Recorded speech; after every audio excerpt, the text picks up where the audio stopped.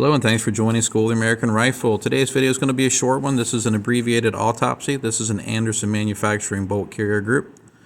The owner of this sent it in to see if maybe I could have use of it. And I'm actually going to send him a replacement bolt carrier group that I had.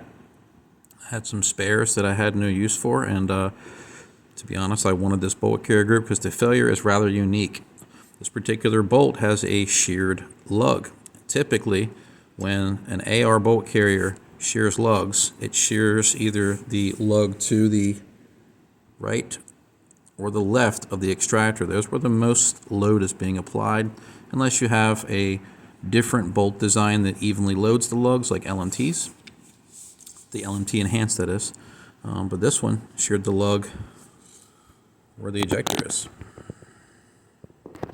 See if I can get this to focus.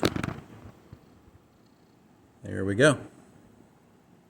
You can actually see the ejector through where the lug sheared off the bolt.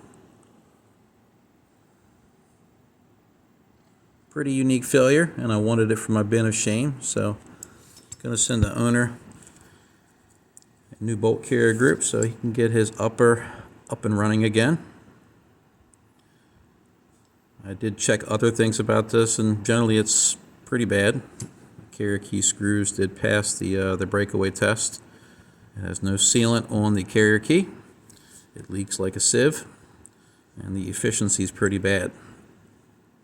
But as always, this is an example of one. I do see a lot of Andersons for problems, but I also see some that don't have problems. So remember to check your stuff regardless of who makes it. Whether or not you have this is maybe not important, but as always, I hope you found these types of video educational. And as always, thanks for watching.